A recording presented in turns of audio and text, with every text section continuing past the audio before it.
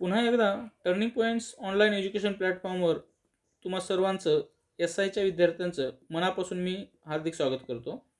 बघा, MPWच्या 4 प्रश्नपत्रिका 2023, 2021, 2017 ओके, ह्याच्या 2 पेपर 40% आणि 50% असे 4 पेपराचं प्रॉपर PYQ ॲनालिसिस पाहिलेलं आहे.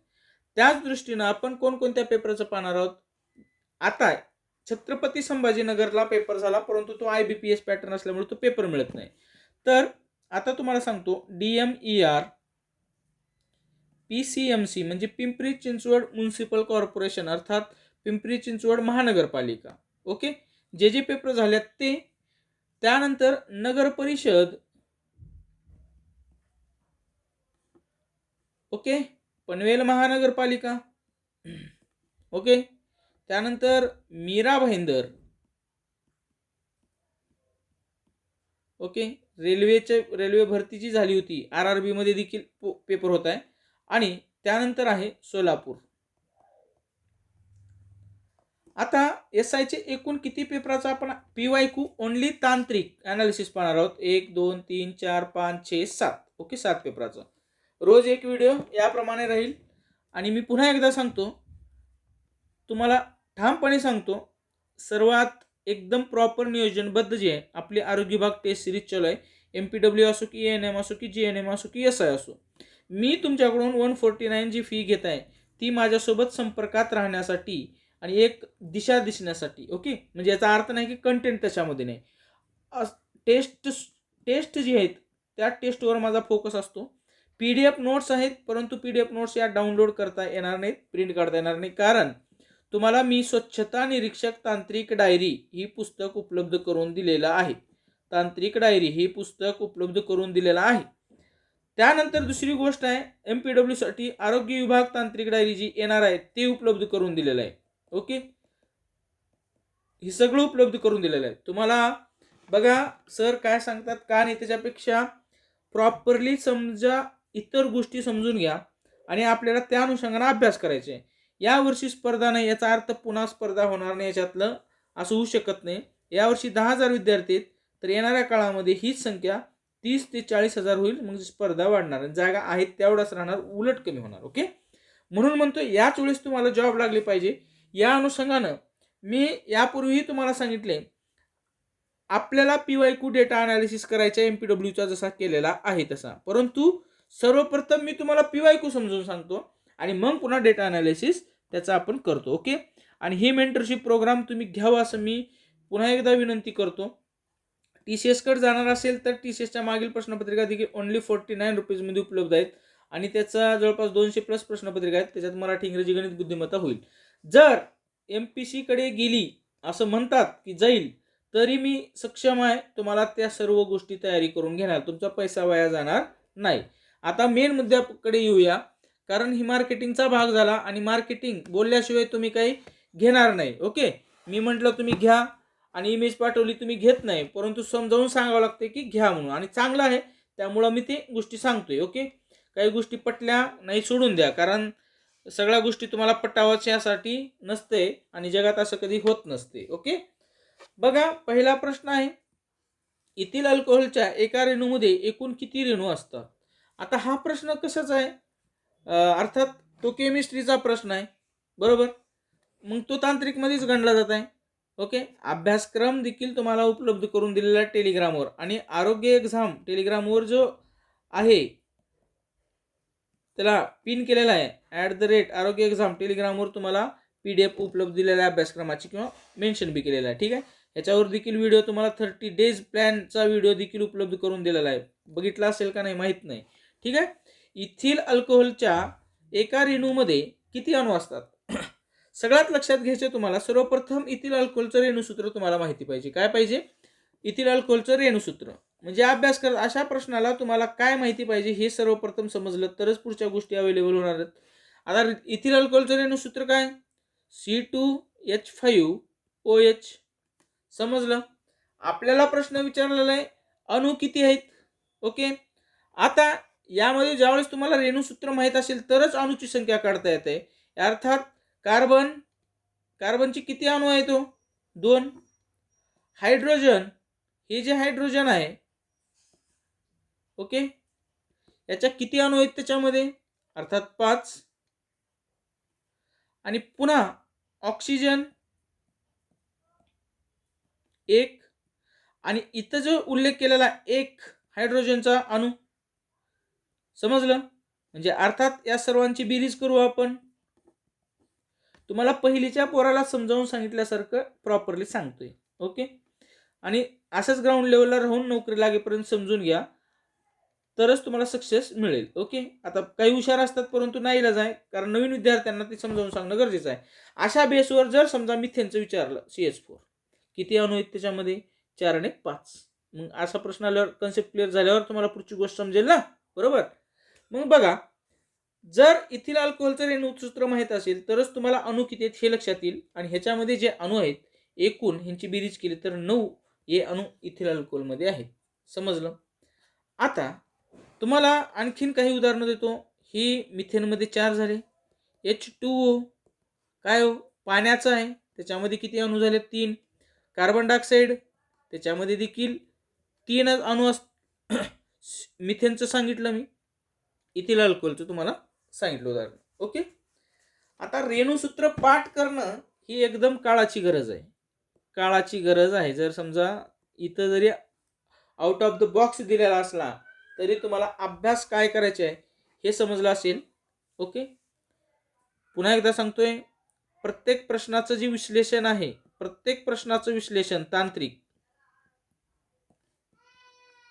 आपल्या SIच्या मेंटरशिपमध्ये आहे. मी ज्यावेळेस PYQ विश्लेषण करणार त्यावेळेस मेंटरशिप प्रोग्राममध्ये काय दिलं आहे हे देखील मी उल्लेख करणार आहे. काही लोकांना पटणार नाही, मार्केटिंगचा भाग असं वाटतील, परंतु त्याच्यात आमचं तर थोडाफार हित आहे, परंतु तुमचा उद्धार होणार ह्यात काही शंका नाही. कारण विद्यार्थी मॉब जो आहे ना, आपला रीच कुठेपर्यंत नाही, आपले फक्त एक 200-400-500 विद्यार्थीपर्यंत आहे. आणि मागच्या वेळेस ते एवढेच होते, तर बऱ्यापैकी आपल्या 60-70% विद्यार्थी आरोग्य विभाग तांत्रिक डायरी म्हणून जॉईन करून लागले होते. तुम्ही विचारू शकता. आता SIसाठी असं प्रॉपरली डिटेल कोणी करणार नाही, मग म्हणून कमी रीच, जे आपल्याकडे व्ह्यूज जरी 50च झाले तरी 50 विद्यार्थ्यांपैकी 50 लागावा ईच, एवढीच अपेक्षा आहे, म्हणून एवढं प्रॉपरली सांगण्याचा आग्रह. त्यानंतर आपला दुसऱ्या क्रमांकाचा जो प्रश्न आहे, टोकोफेरॉल हे खालीलपैकी कोणत्या जीवनसत्वाचे उदाहरण आहे. म्हणजे याचा अर्थ काय झाला, आहार हा जो अभ्यासक्रम आहे तो आपल्याला अभ्यास करायचा आहे. केमिस्ट्रीचा पाठ पाहिला आपण, म्हणजे बेसिक केमिस्ट्री तुम्हाला पाठ करायची आहे, म्हणजे अभ्यास करायचा आहे. कोणत्याही दृष्टीनं तुम्हाला अभ्यास करायचा. आहारमध्ये तुम्हाला मी नेहमी मागचे MPWचे व्हिडिओ पाहिले असतील तर 4 भाग केलेला आहे मी त्याच्यामध्ये. त्यामध्ये ऊर्जा निर्मितीचा एक पार्ट केला, ओके. ऊर्जा निर्मितीमध्ये काय सांगितलं मी तुम्हाला, प्रथिने, कर्बोदके, स्निग्ध पदार्थ ह्याचा प्रॉपर अभ्यास करायचा आहे. त्यानंतर मी विटॅमिन्स, अर्थात आत्ता जो प्रश्न आहे तो विटॅमिन्सवरच आहे, विटॅमिन्स. त्यानंतर मिनरल्स म्हणजे खनिज द्रव्ये, ओके. आणखी कुठला आहे, पाणीला देखील मी विशेष वेगळं कन्सिडर केलेलं आहे, पाणी. हे सगळं आहाराचा एक भाग मी कन्सिडर केलेला आहे, ओके. तुम्हाला मी यापूर्वी देखील सांगितलेलं आहे की विटॅमिन्स हा असा टॉपिक आहे, आरोग्य विभागाच्या प्रत्येक परीक्षेत प्रश्न आलेला आहे. MPWचे तुम्ही 4 व्हिडिओ बघितले का नाही, बघितला असेल तर तुमच्या लक्षात आलं असेल त्यावेळेस कशा प्रकारचे स्पष्टपणे उल्लेख केला होता, ओके. म्हणजे आणि आरोग्य विभाग तांत्रिक डायरी, स्वच्छता निश्चित तांत्रिक डायरी, दोन्ही पुस्तके घेतल्यानंतर विटॅमिन्सचं एकदम प्रॉपर्टी चार्ट दिलेला आहे, सायंटिफिक नेम दिलेला आहे, सगळं दिलेलं आहे. मग आता आपला प्रश्न आहे, सगळं क्लिअर करून घेऊ आता. टोकोफेरॉल हे कोणत्या जीवनसत्वाला म्हटलं जातं. विटॅमिन ईचं जे आहे शास्त्रीय नाव हे टोकोफेरॉल आहे. आता विटॅमिन सीचं जे नाव आहे ॲस्कॉर्बिक.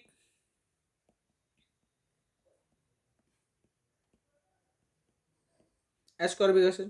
विटॅमिन डी ला काय म्हटलं जातं सायंटिफिक भाषेत, कॅल्सिफेरॉल. जीवनसत्व एला जे म्हटलं जातं ती रेटिनॉल, सायंटिफिक नाव, ओके. अशा प्रकारे तुम्हाला vitamin A, B, C, D, E आणि के, त्यामध्ये B1, B2, B3, B4, B5 B6, B7, त्यानंतर B9 आणि B12. या सर्वांची वैज्ञानिक नावं लक्षात ठेवायची आहे. साहजिकच आहे. एवढं ठेवल्यानंतर आता कसाही प्रश्न आला तर चुकणार आहे का? नाही. तुम्हाला तोंडपाठ करावं लागेल. भिंतीवर लिहा, कुठं लिहायचे तुम्ही गजने व्हा, काही व्हा, नोकरी लागेपर्यंत तुम्हाला त्या लक्षात ठेवावं लागणार आहे. याचं तर मी तुम्हाला सांगितलं रेटिनॉल. बी मध्ये एकूण किती जीवनसत्व, जे बी कॉम्प्लेक्स किती जीवनसत्वाचा आहे, तर हे 3, 3 दुनी 6 आणि 7 आणि 8. ओके. मग त्यात B1ला काय म्हणतात? थायमिन म्हणतात. B2ला काय म्हणतात? रायबोफ्लेविन.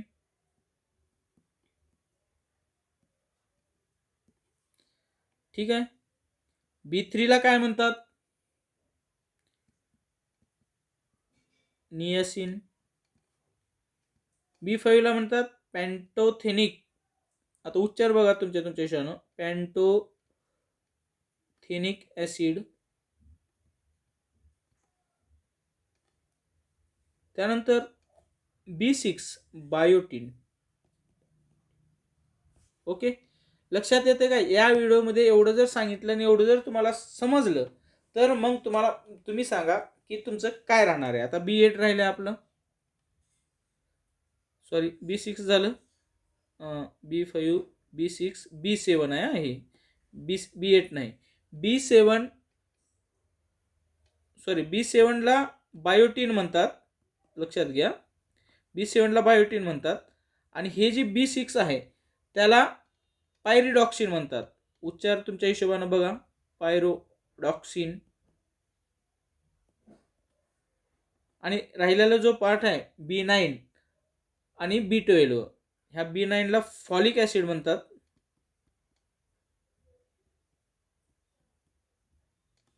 आणि B12 जो आहे त्याला म्हणतात कोबॅलामिन. ओके. लक्षात आलं. आणि विटॅमिन केला फायलोक्विनिन म्हणतात. ईला आता जो आपण पाहिला त्याला टोकोफेरॉल म्हणतात.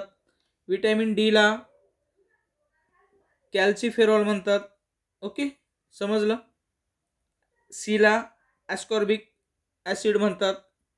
आता याच्या व्यतिरिक्त तुम्हाला विटॅमिनचे सायंटिफिक नाव विचारले जाणार नाहीत. ओके. या प्रश्नामध्ये तुम्हाला हे सगळं झालं. परंतु ही गोष्ट समजण्यासाठी ना तुम्हाला असंख्य वेळेस त्याच गोष्टी वाचाव्या लागतील. असंख्य वेळेस म्हणलं जोपर्यंत पाठ होत नाही तोपर्यंत झोपीत बी विचारलं तर, आणि असं युज्युअल आपल्याला आलं पाहिजे, एवढं वाचन झालं पाहिजे. आणि याचं प्रॉपरली टेस्ट जी आहे जीवनसत्व या फोल्डरमध्ये तुम्हाला उपलब्ध होऊन जाईल मेंटरशिप प्रोग्राममध्ये. ओके. काही अडचण आली तर हा संपर्क क्रमांक तुम्हाला आहेच व्हॉट्सअपसाठी, 89561313. ओके. आपण कुठल्याही प्रकारची लेक्चरची फी घेत नाही. लेक्चर जे आहे ते यूट्यूबवर पण आहेत आणि हेच लेक्चर आपल्या कोर्समध्ये राहतील. त्यामुळे माझं फोकस आहे टेस्ट सोडवा, पोस्ट मिळवा. कारण लेक्चर वगैरे सगळं मी प्रॉपरली यूट्यूब आणि इथं पण अवेलेबल करून देणार आहे. हे सगळं क्लिअर झालं. प्रश्न 2 झाले, 13 मिनिट झाले. माहिती नाही किती वेळाचा होणारा व्हिडिओ, परंतु डाऊट क्लिअर केल्याशिवाय मी पुढे जाणार नाही. आणि पुन्हा त्याच गोष्टी मला करायला वेळ नाही, कारण असंख्य काम आहेत. ओके. त्यानंतर आता पुढचा प्रश्न बघूया. जे तांत्रिकचा, राजा रामदेव आनंदीलाल पोद्दार केंद्रीय आयुर्वेद संशोधन संस्था भारतात खालीपैकी कोणत्या शहरात आहे? ओके. तांत्रिक मध्ये विचारलं होतं. आउट ऑफ द सिलेबस बी म्हणू शकता किंवा इनडायरेक्ट देखील म्हणू शकता. अर्थात हे जे आहे मुंबईला आहे. आयुर्वेदिक संशोधन संस्था आपल्या हेल्थच निगडीत आहे, त्यामुळे तो काही प्रश्न नाही. आणि हे जे आहे पोद्दार मेडिकल कॉम्प्लेक्समध्ये आहे. ते स्थापना वर्ष 1986 आहे. ओके.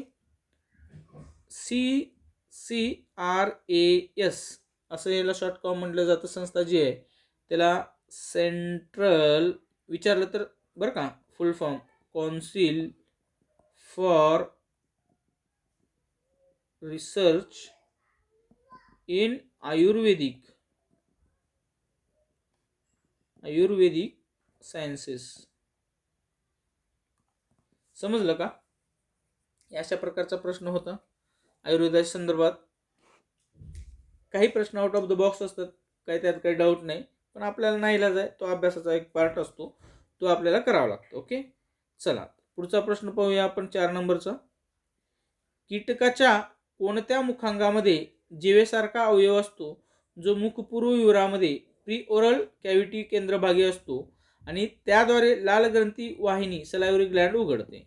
अर्थात विज्ञान तुम्ही अभ्यास केला असेल, बरोबर. आणि प्राणीशास्त्र,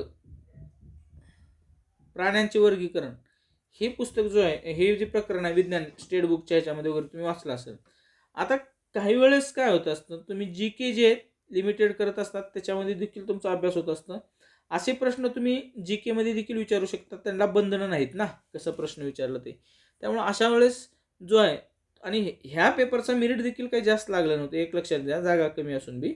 कारण काही प्रश्न अवघड होते. ही वाचल्यानंतर तुम्हाला आधी एक तर विज्ञान तर जड जाते, परंतु स्वच्छता निरीक्षक आणि आरोग्य विभाग तांत्रिक डायरी ह्याचे जे विज्ञानचे प्रश्न आहेत ते सोपे आहेत, कारण ते हेल्थ रिलेटेड आहेत. आता सरळ सेवा MPSC कडे गेली आहे आणि त्या ह्याच्यामध्ये पूर्वमध्ये आरोग्यशास्त्र म्हणून एक छोटासा पॉईंट तुम्हाला दिलेला आहे आणि ह्या छोट्या पॉईंटमध्ये आपलं पूर्ण तांत्रिक आहे MPWचं आणि SIचं आरोग्यशास्त्र आणि पर्यावरण, ओके, आणि पंचायत राज, कारण महानगरपालिकेबद्दल पण प्रश्न आहेत ना तुम्हाला. ह्या 3 गोष्टीचा विचार केला तर कंबाईनचा अभ्यासक्रममध्ये जे तांत्रिक कव्हर होतं तुमचं, ओके.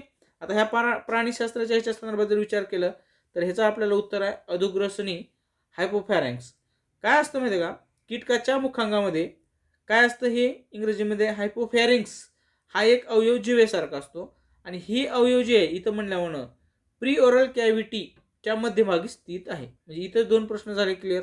आणि याचमधून सलायवरी ग्लँड आहे ते उघडत असते, त्यामुळे अन्नावर जे आहे ते लाळ मिसळून आपल्याला काय होत असते, ते मदत मिळत असते, ओके. ही गोष्ट आहे. जास्त वेळेस असे प्रश्न येत नाहीत, आउट ऑफ द बॉक्स राहिल्यावर एवढं टेन्शन बी घ्यायचं नाही, परंतु निगेटिव्ह मार्किंग नसेल तर पेपरमध्ये ते टिक करून येणं आवश्यक आहे. त्यानंतर पुढचा प्रश्न आहे प्रथमोपचारावर प्रश्न आहे. ह्या पहिल्याच पेपरावरून तुम्हाला लक्षात येत असेल ना, SIचा सिलेबस इज ग्रेटर दॅन MPWचा सिलेबस, ओके. SI पद ही MPW पेक्षा चांगला आहे, ओके. नाही, कुठलीच नोकरी कमी जास्त नाही, परंतु SIला आहे आणि अभ्यासक्रम ही जास्त आहे. आता एक थोडासा मी जर डायग्राम टाकला, ही SI आहे वेन डायग्राम लक्षात घेऊ आणि ही MPWचा डायग्राम घेऊ. एकतर अशा प्रकारे प्रश्न येईल, नाहीतर हे इकडलं MPW आणि ही SI धरू, ओके. ह्या दोघांमध्ये एवढं कॉमन देखील आहे. नाहीतर मग असं प्रश्नपत्र काय येईल की SIच्या अभ्यासक्रमामध्ये जर विचार केला तर MPW समाविष्ट होतो. म्हणजे SI जर अभ्यास केला तर MPW निघू शकतो आणि दोघं जर केलं तर कुठली तरी एक पोस्ट निघत असते. 30% आउट ऑफ द बॉक्स इकडला वेगळा असू शकतो सिलेबस आणि इकडं 40-50% वेगळा असू शकतो, असं लक्षात घ्या तुम्ही. म्हणजे सांगायचा उद्देश काही गोष्टी समजत असतील असे लक्षात घेतो.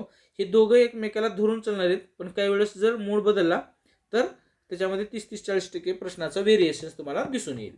आता ही प्रथमोपचार दोघाकडे पण आहे, ओके.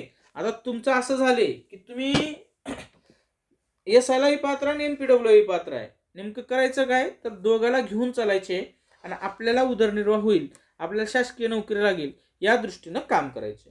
आता काही लोकांना वाटत असेल जास्त बोलत असतील, परंतु जे नवीन विद्यार्थी आहेत त्यांच्यासाठी असं बोलणं गरजेचं आहे, ओके. आगीमुळे झालेल्या दुखापती दरम्यान जबर भाजल्याच्या जखमांसाठी खालीलपैकी कोणती एक प्रथमोपचार कृती नाही? हा प्रश्न नकारात्मक दृष्टी नाही, ओके. म्हणजे उपाययोजना काय करत नाही असं विचारलेलं आहे. अंगठी, घड्याळे, पट्टा, बूट असे काही घातलेले असल्यास उतींना सूज येण्यास सुरुवात होण्यापूर्वी काढणे आवश्यक आहे. हे विधान बरोबर आहे आणि लॉजिकली तर तुमच्या लक्षातच येईल. अपघातग्रस्ताला कमरेतून खाली वाकविणे जेणेकरून त्यांचे डोके छातीपेक्षा खाली असेल, ही चुकीची मेथड आहे.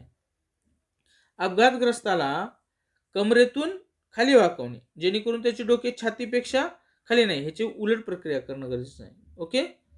त्यानंतर जखमेचा भाग जमिनीच्या प्रत्यक्ष संपर्कात येऊ न देणे, हो एकदम बरोबर आहे. भाजल्याच्या जखमेवर किमान 10 मिनिटे थंड पाणी टाकत राहणे तोपर्यंत अपघातग्रस्ताला रुग्णालयात नेण्यासाठी वाहनाची व्यवस्था करावी, हे उदाहरण बरोबर आहे. आणि हे जे जी उदाहरण आहे ते चुकीचं आहे. ओके. त्याच्यामुळं काय होत असतं, जी वेदना आहे, वेदना कमी होतात आणि त्वचेचं जे नुकसान आहे पाणी टाकल्यामुळं ते कमी होत असतं. मात्र काय माहिती आहे का, जर अपघातग्रस्ताला तुम्ही कमरेतून खाली वाकून डोके छातीपेक्षा खाली ठेवणे ही जर कृती केली तर भाजल्याच्या जखमासाठी काय होईल, भाजल्याचे जखमा आहेत याच्यामध्ये जखमासाठी योग्य जो आहे तो ट्रीटमेंट फर्स्ट एड होणार नाही. ही कृती भाजल्याशी संबंधित नाही तर आणि उलट शोषण आणि रक्तप्रवाहात ह्याच्यामध्ये काय होतं, अडथळा येत असतो. हे लक्षात घ्या. तर ही कॉमन सेन्स आहे आणि ह्या 3 पर्यायावरून तुम्हाला हे उत्तर निवडता येत असतं. ओके. त्यानंतर 6 नंबरचा प्रश्न आहे. पुन्हा एकदा प्राणीशास्त्रावर प्रश्न त्यांनी विचारलेला आहे. त्वचा त्वचा हा पॉईंट जो आला त्वचेच्या संदर्भात आला. ओके. त्वचेच्या संदर्भात एक गोष्ट लक्षात ठेवा, त्वचेच्या पेशीमध्ये ना मेलॅनिन एक घटक असतं. मेलॅनिनवर लय वेळेस प्रश्न आलेला आहे. मेलॅनिन का असतं, त्वचेच्या थरामधील जी पेशी आहेत पेशीतील मेलॅनिन हे काय आहे, एक प्रकारचं रंगद्रव्य आहे. काय रंगद्रव्य. आणि मेलॅनिन जे आहे ते त्वचेतील विशिष्ट ग्रंथीत तयार होत असतं. कुठं तयार होत असतं, ग्रंथीमध्ये. ओके. मेलॅनिन कुठे असते, इथं लिहतो मी. त्वचेमध्ये मेलॅनिन असतं. हे एक प्रकारचं रंगद्रव्य आहे. निर्मिती कुठं होत असते, ग्रंथीत होत असते. आता ह्याच्यावरून काय होत असतं, म्हणजे ह्या मेलॅनिनचा प्रभाव काय होत असतो, 2 प्रभाव होत असतो. एक गोरेपणा आणि काळेपणा हे जे आहे ते ठरलं जात असतं. ओके. ह्या मेलॅनिनच्या ह्याच्यावरच ते ठरलं जातं. ओके. समजलं का, गोरेपणा आणि काळेपणा हे कोणावर अवलंबून आहे, मेलॅनिनवर अवलंबून आहे. पुढे आणखीन एक छोटासा पॉईंट जो आहे, मेलॅनिन जे आहे ते त्वचेचे जे आहे स्किन, त्वचेचे व आतील भागाचे जे आहे, त्वचेच्या आतील भागाचे, त्वचा आणि आतील भाग याचं अल्ट्राव्हायोलेट रेज अतिनील किरणे, अतिनील किरणापासून संरक्षण देखील करत असतं. हा मुद्दा मात्र लक्षात ठेवा. ओके. आता ही प्रथमोपचार आगीमुळे भाजल्यामुळे त्वचेशी संबंध आला म्हणून हे सगळं सांगायचं आला, कारण ह्याच्यावर ना प्रत्येक परीक्षेत प्रश्न आहे आणि हा ह्युमन अॅनाटॉमीचा पार्ट आहे. त्यानंतर मानवी ज्ञानेंद्रियामध्ये येते. ओके. परंतु प्रश्न हे सातत्यानं मेलॅनिनवर आलेले आहेत. ओके. जर माझं कुठं काही चुकत असेल किंवा काही गोष्टी ही अयोग्य वाटत असतील तर कमेंट बॉक्समध्ये तर तुम्ही सांगाच, परंतु सल्ला मला तुम्ही देऊ शकता, कारण आपण तुमच्यासाठी काम करतोय, दुसऱ्यासाठी नाही. त्यामुळं मी पण माझ्या याच्यामध्ये इम्प्रूव्हमेंट करेल. त्यासाठी तुम्ही हा संपर्क नंबरवर तुम्ही व्हॉट्सअप करू शकता. सल्लात्मक द्या किंवा टीकात्मक द्या, काही हरकत नाही. तुम्ही टीका केली तरी ते शिरोधार्य राहील, आम्ही स्वीकारू आणि त्या पद्धतीनं कामात इम्प्रूव्हमेंट करू. लक्षात आलं? चालेल, ठीक आहे. पुढे बघूया. 6 नंबरचा प्रश्न आहे. परत प्राणीशास्त्राच्या संदर्भात हा जो आहे तो टॉपिक आहे. याचा विचार करून काय करणार आहे, एक जी केचा जो पोर्शन आहे त्या जी केच्या पोर्शनमध्ये प्राणीशास्त्राची नोट्स ही आपल्या मेंटरशिप प्रोग्राममध्ये देणार आहे. मेंटरशिप प्रोग्राम कुठं आहे, टर्निंग पॉईंट्स ॲपवर आहे, बरोबर. आणि आरोग्य विभाग प्ले स्टोरला जाऊन टर्निंग पॉईंट्स ॲप करायचं, क्वालिटी नोट्स वगैरे दिसेल, सर्कल वगैरे दिसेल आणि तिथं मग आरोग्य विभाग फोल्डरमध्ये तुम्हाला दिसेल 149 फी आहे. बाय नाऊ करायचं, नंतर कंटेंट बाय नाऊ केल्यावर कंटेंटवर क्लिक करा, तिथं तुम्हाला विविध फोल्डर दिसतील. ओके. मार्केटिंगचा भाग संपलेला आहे. पुढे बघू. कीटकांना डॅश डॅश या प्रसृष्टीमध्ये गटबद्ध केले जाते. कशाला, कीटकांना. अर्थात ही प्रश्न चुकत नाहीत, आर्थ्रोपोडामध्ये केलं जातं. ओके. कीटकमध्ये काय हो, ओके. कीटक म्हणजे कीटक कुठे आहेत याचा जर विचार केला, कोणती कीटक आहेत, फुलपाखरू, ओके, विंचू, पैसा, ही जी गोल गोल आहे पैसा, आणि झुरळ. ही ना अप्लाइड प्रश्न जर आले की विंचू, फुलपाखरू ह्याचा जो समावेश आहे तो कशात केला जातो, आर्थ्रोपोडाला मराठीत काय म्हटलं जातं, संधिपाद. ओके. समजलं. ह्याचं काही लक्ष किंवा जे वैशिष्ट्य आहेत ते लक्षात घ्या. उदाहरण तर सांगितलं, परत खेकडा देखील येईल बरं का. खेकडा, गोम, झुरळ तर सांगितलंच, मधमाशी, ही उदाहरणं लक्षात ठेवा बरं का, कीटक. ओके. ह्याचं वर्गीकरण कशामध्ये केलं जातं? आर्थ्रोपोडा संधिपादमध्ये. ह्याचं वैशिष्ट्य देखील लक्षात ठेवायचे आपल्याला. ह्याचं शरीरची रचना आहे त्रिस्तरीय. त्रिस्तरीय शरीर रचना आहे. ओके, ह्याच्यावर प्रश्न आलेला आहे, हे पॉईंट लक्षात घ्या. आणि ही जी आहेत एकलिंगी असतात. एकलिंगी, त्रिस्तरीय एकलिंगी, हे दोन वैशिष्ट्य तुम्हाला लक्षात ठेवायचे. ह्यांची शरीर ना तुकड्या तुकड्यामध्ये असतं, म्हणून त्यांना काय म्हणलं जातं? आता ह्याचे शरीर जे आहे ना, तुम्ही पैसा बघा, पैसा जे आहे ते पावसाळ्यात वगैरे दिसते. ओके, झुरळ बघा, त्यांच्यानं छोटे छोटे तुकड्यांनी जोडून बनलेलं राहते. ते म्हणून त्याला काय म्हणलं जातं? ते उपांगी असतात. ओके, आणि ते उपांगी असतात म्हणून या कीटकांना संधिपाद प्राणी म्हटलं जातं. ओके, संधिपाद प्राणी म्हटलं जातं. ओके, थोडंसं ह्याला जास्त वाचणं गरजेचं आहे, परंतु एवढे जास्त नाही. एक 4-5 पानामध्ये तुमचा हा टॉपिक जो आहे तो 100% कव्हर होऊन जाईल. ओके, त्यामुळं ॲनाटॉमी जे आहे प्राणीशास्त्र ते तुम्हाला वाचणं गरजेचं आहे. त्यानंतरचा पुढचा प्रश्न आहे, प्रथमोपचार करताना कार्यवाहीच्या कोणत्या अचूक क्रमाचे पालन केलं पाहिजे? तुम्हाला दिलेलं आहे, प्रथमोपचार करताना अपघातग्रस्ताचा श्वसन मार्ग मोकळा असल्याची खात्री करणे हे सगळ्यात आधी करणं गरजेचं आहे. त्यांचे श्वसन सामान्यपणे सुरू आहे का तपासणे. लगेच मोकळं केल्यानंतर म्हणजे गर्दी तिथे न होता श्वसन मोकळं करा. रक्तस्राव असल्यास त्यावर उपचार करणे. बरोबर. 3 नंबर, हाडं मोडली आहेत का ते तपासणे. ओके, ही जी सिक्वेन्स दिलेलाच आहे, हीच सिक्वेन्स तुम्हाला वापरायचा आहे. ABCD. सर्वप्रथम श्वसन मार्ग मोकळा आहे का बघायचं. श्वासोश्वास घेत आहे का, श्वासोश्वास घेते का. त्यानंतर त्यांचे श्वसन जनरल सामान्य चालू आहे का ते बघायचं. कुठं तर रक्तस्राव झाला असेल तर लगेच तिचं काही उपाययोजना करता आले का ते बघायचं. त्यानंतर लगेच हाडे कुठं मोडल्यात का ते बघणं.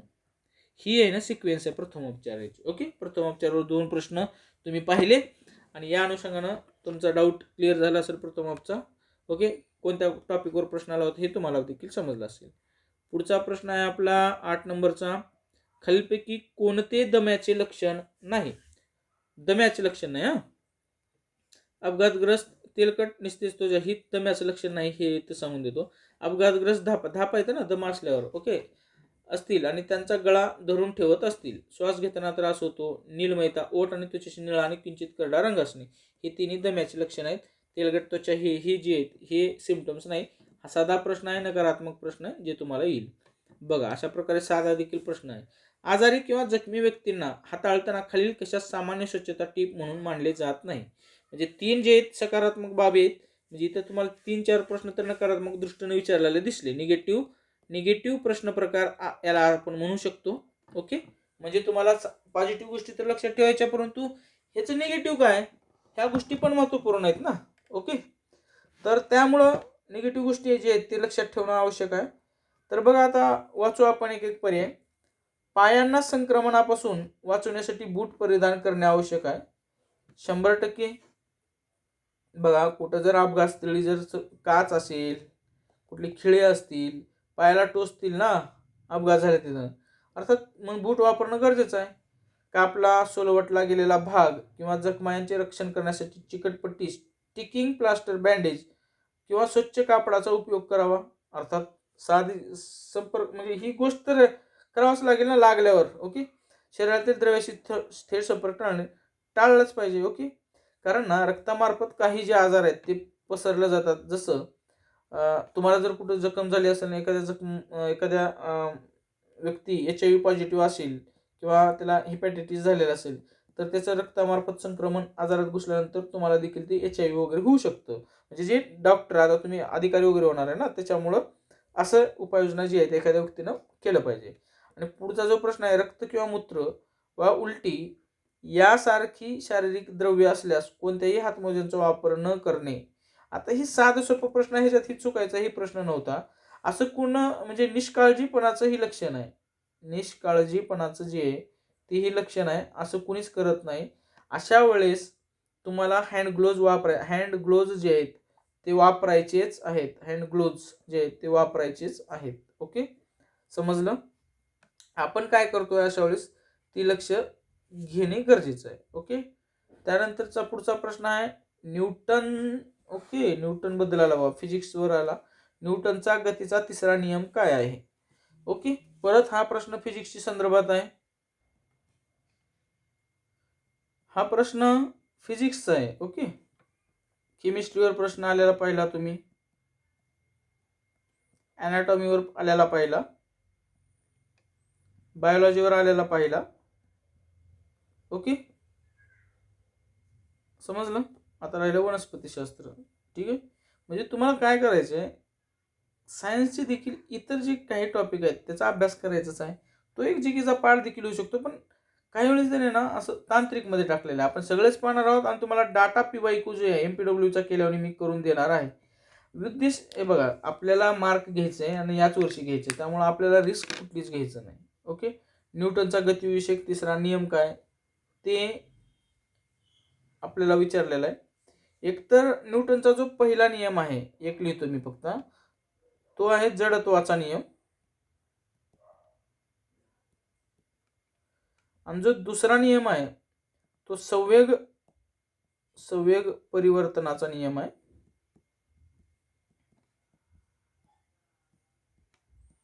तिसरा आता जो आहे त्याला क्रिया प्रतिक्रिया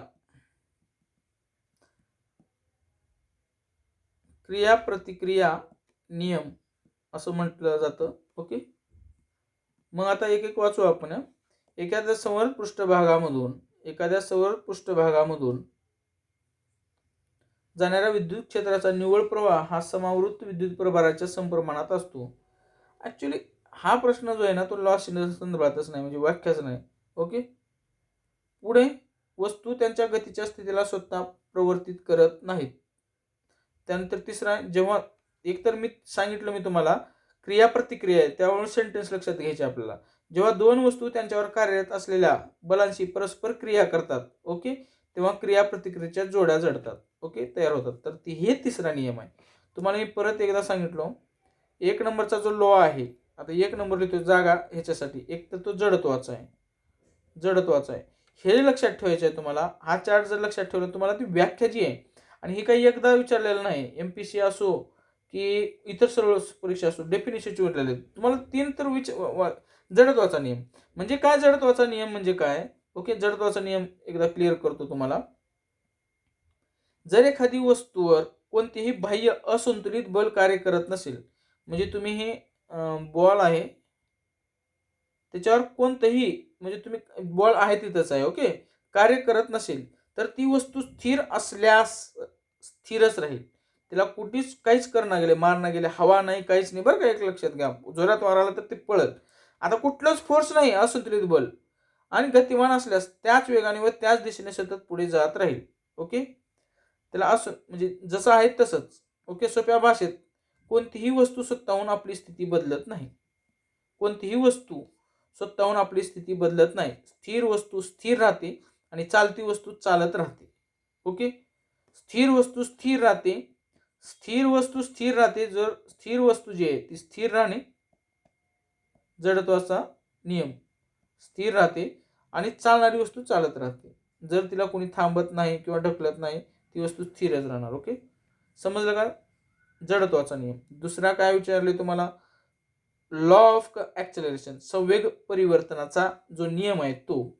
संवेग परिवर्तनाचा दर हा प्रयुक्त बलाशी समानुपाती असतो. समानुपाती ही लक्षात ठेवायच्या. आणि संवेग परिवर्तनाच्या बलाच्या दिशेने असते, force into mass into acceleration. हे सूत्र ह्याच्या संदर्भात आहे, दुसऱ्या ह्याच्या संदर्भात.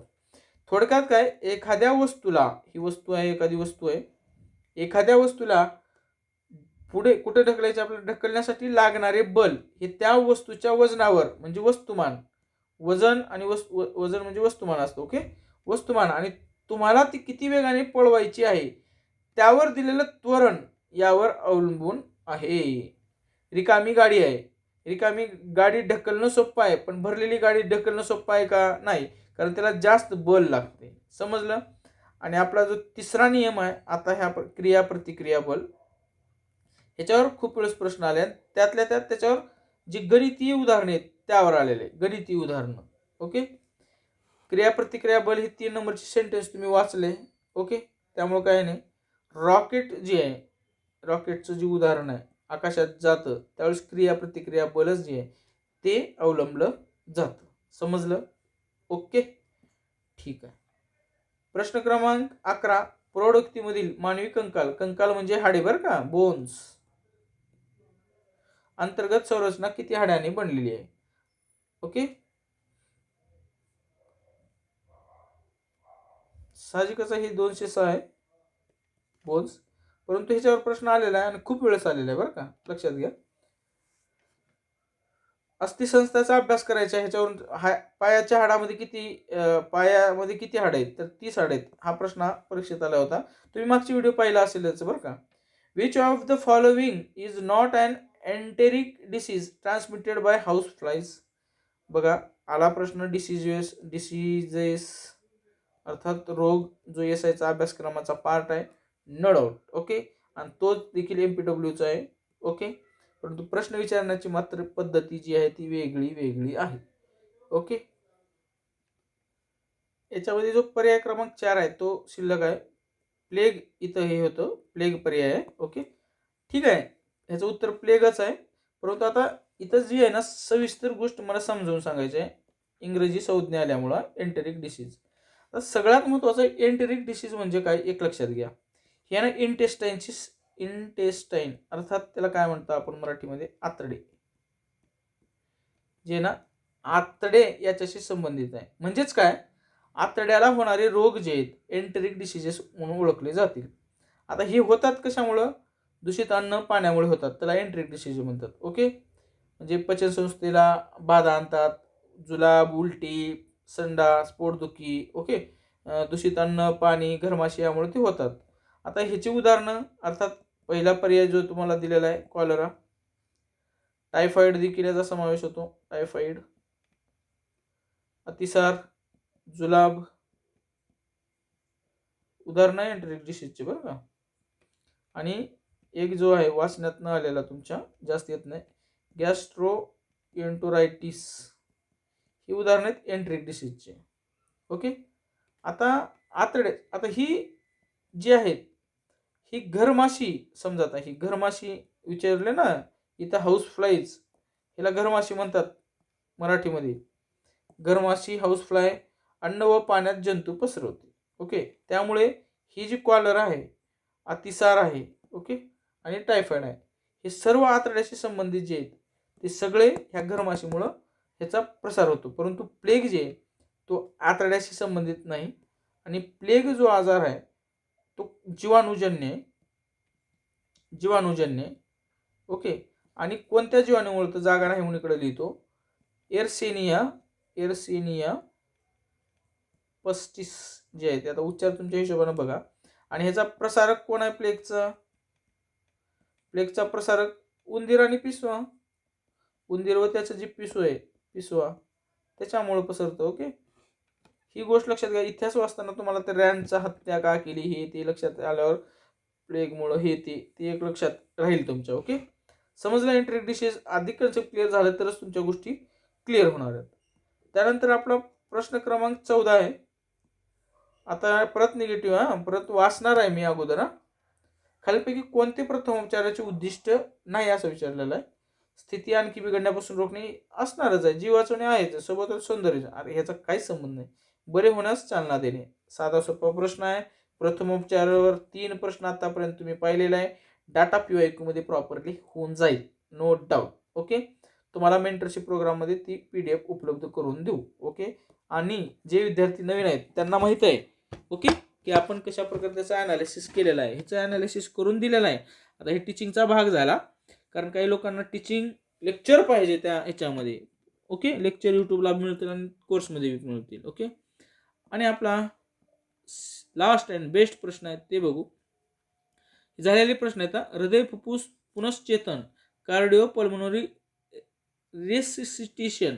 ओके, उच्चार बघा तुम्ही. करत असताना छातीवर किती वेळा दाब दिल्यानंतर तोंडावाटे बचावात्मक श्वास दिला गेला पाहिजे? साधारणपणे हे 30 वेळेस दिलं गेलं पाहिजे. त्याला CPR हे विस्तारित लक्षात ठेवा, CPR. आणि अशा वेळेस काय करायचं, लिहून ठेवायचं. कार्डिओ पल्मोनरी विस्तारित रूप विचारण्यात ना मुद्दाम लिहितोय बरं का, तुम्हाला लक्षात राहावं. म्हणजे सरांनी लिहून दिले होते सायटेशन, कारण काही लोकांना असं लक्षात राहते. लिहून दिलं होतं, सांगितलं होतं की CPRचं विस्तारित रूप सर विचारलं जाऊ शकते, आणि विचारलं तर लक्षात राहील तुम्हाला. ओके. आता काय होतं, CPR प्रौढ व्यक्तीसाठी प्रमाणित पद्धत आहे.